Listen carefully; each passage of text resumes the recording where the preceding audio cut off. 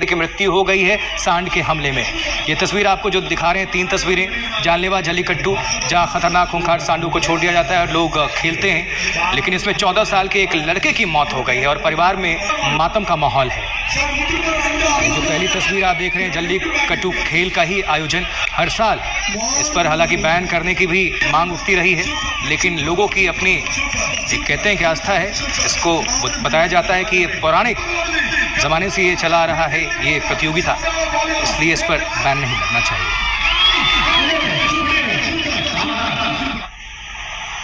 लेकिन ऐसे ही हादसों को भी ये जन्म देता है और कई लोग मारे जा चुके हैं अब तक। देखिए, पहाड़ों पर कई इलाकों में जबरदस्त बर्फबारी हो रही है। जोशीमठ, केदारनाथ, औली, शिमला समेत कई जगह सफेद चादर से ढक चुके हैं। इस वक्त आपके स्क्रीन पर इस वक्त आप 6 तस्वीरों को देख पा रहे हैं जो कि अलग अलग हिस्सों से हैं। जोशीमठ, केदारनाथ, बद्रीनाथ, औली, टिहरी और शिमला, हर जगह एक ही हाल, बर्फबारी से हाल बेहाल। और इसका असर ये है कि जो पहाड़ी इलाकों में बर्फबारी हो रही है उसका असर मैदानी इलाकों में भी, तापमान में गिरावट, ठंड बढ़ रही है। और ये जो तस्वीर देख रहे हैं, जोशीमठ की तस्वीर, हर जगह जहां तक नजर डालेंगे आप, बर्फ की सफेदी ही आपको नजर आएगी। और हालांकि सैलानियों के चेहरे जो हैं वो खिले रहते हैं, पर्यटक खुश होते हैं क्योंकि वो बर्फ़ देखना चाहते हैं।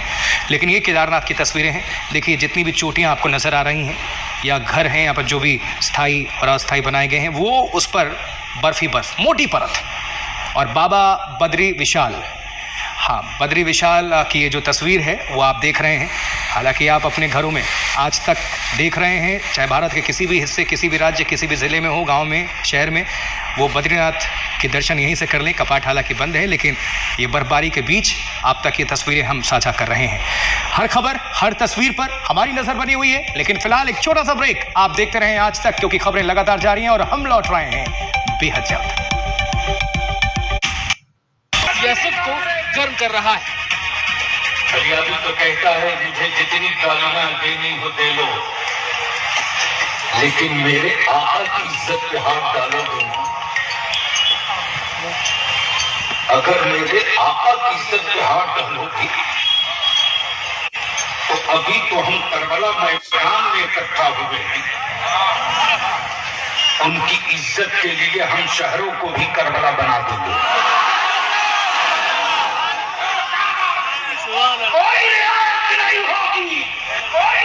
भारी भीड़ के बीच गुलाम रसूल जनता को भड़का रहे थे, हिंदुस्तान के शहरों को करबला बनाने की धमकी दे रहे थे।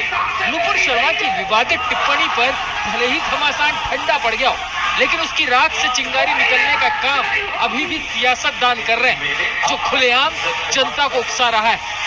सेकुलर कहलाने वाले किसी पार्टी के नेता ने आवाज नहीं उठाई।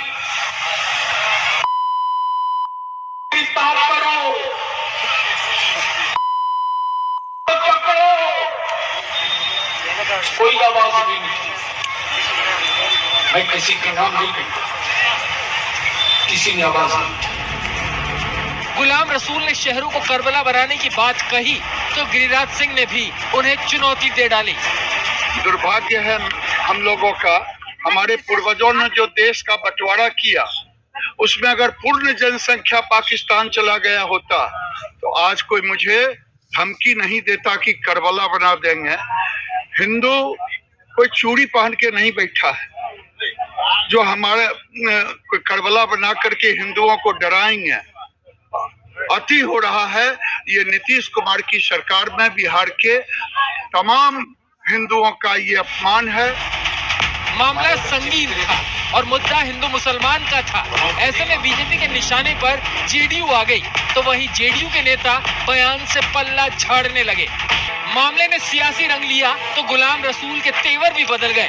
वो करबला का मतलब समझाने लगे। करबला को समझाया क्या लोगों ने?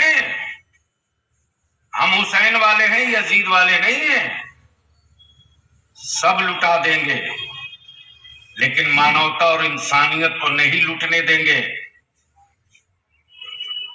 आदमियत की इज्जत और प्रतिष्ठा पर दाग नहीं लगने देंगे। भाईचारे की दीवार को दरकने नहीं देंगे। यही तो है करबला, इसी को तो कहते हैं करबला। रामचरितमानस के बाद अब झारखंड से आए इस बयान ने एक बार फिर बिहार में धर्म की सियासत को गर्म कर दिया है, जहां एक बार फिर बीजेपी और जेडीयू में आर पार की जंग छिड़ गई। सत्यजीत कुमार के साथ सुजीत गुप्ता, रांची, आज तक।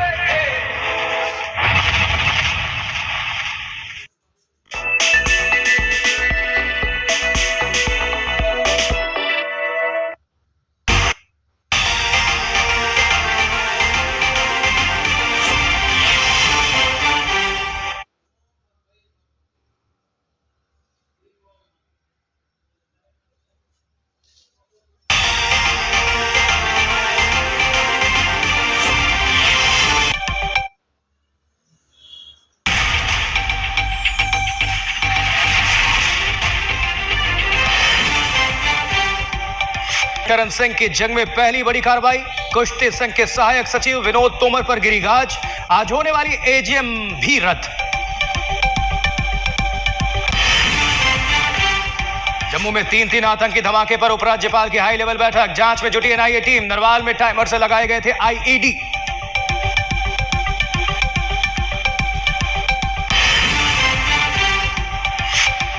प्रधानमंत्री नरेंद्र मोदी पर बीबीसी की डॉक्यूमेंट्री के खिलाफ पूर्व नौकरशाहों और जजेस ने खोला मोर्चा।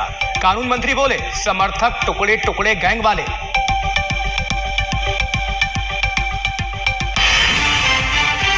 जोशीमठ में धसान से अब तक दरार वाले 863 मकानों की पहचान। 181 घरों को खतरनाक बताया गया। कहीं और बसाने के लिए बन रहा है प्लान।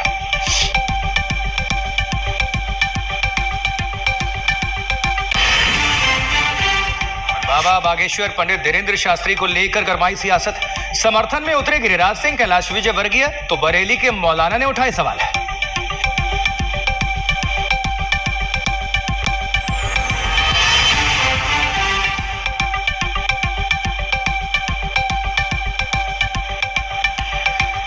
नमस्कार, बहुत स्वागत है आप सभी का। आप देख रहे हैं आज तक और इस वक्त मैं आपके साथ आशुतोष चतुर्वेदी। तो देखिए 11:30 के आज के इस बुलेटिन में खबर कुश्ती महासंघ के अखाड़े में चल रहे उस दंगल की, जिसमें महासंघ के अध्यक्ष और कुछ खिलाड़ी आमने सामने हैं। इस मामले में अब तक की सबसे बड़ी खबर यह है कि आज अयोध्या में होने वाली कुश्ती महासंघ की सालाना बैठक यानी एजीएम रद्द हो गई है। खेल मंत्रालय के आरोपों के खिलाफ जांच पूरी होने तक कुश्ती महासंघ की हर गतिविधि पर रोक लगा दी गई है, यानी पाबंदी है। यानी अगले 4 हफ्ते तक ये बैठक नहीं हो पाएगी। इसके साथ ही गोंडा में चल रहे जिस रैंकिंग मुकाबले में अध्यक्ष बृजभूषण शरण सिंह शामिल हुए थे, उसे भी रद्द कर दिया गया है।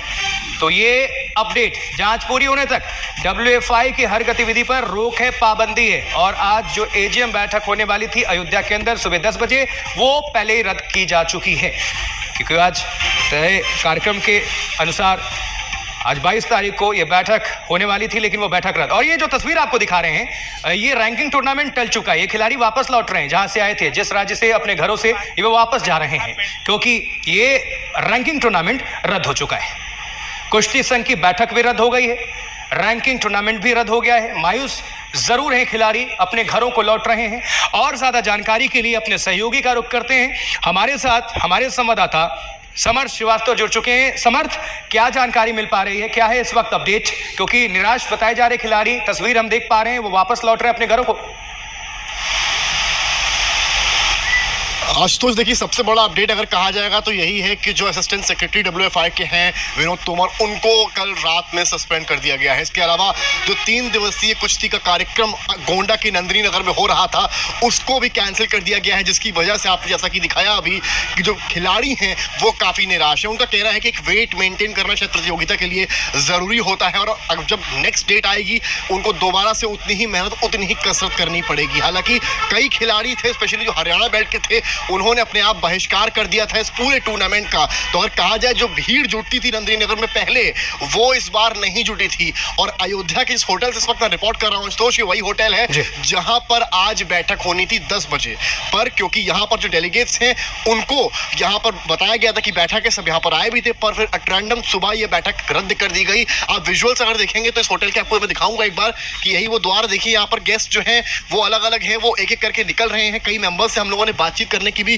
कोशिश करी, उन्होंने अभी तक मुंह नहीं खोला है, कोई भी कुछ नहीं कहना चाह रहा है। वो ये कह रहे हैं कि स्पोर्ट्स मिनिस्ट्री पूरे मामला को देख रही है, आखिरी डिसीजन उनकी तरफ से ही होगा। पर सवाल ये है कि जब स्पोर्ट्स मिनिस्ट्री देख रही है तो यहाँ पर क्या WFI को सुझी कि उन्होंने यहाँ पर बैठक करने की सोची, और यही रीजन है कि जब ये बैठक हुई और जब तोमर जो है उन्होंने बृजभूषण के सपोर्ट में वहां पर बोला कि हमारे पास ऐसी कोई कंप्लेंट रेसलर की तरफ से नहीं आई है, तब वहां से डिसीजन लिया गया और अनुराग तोमर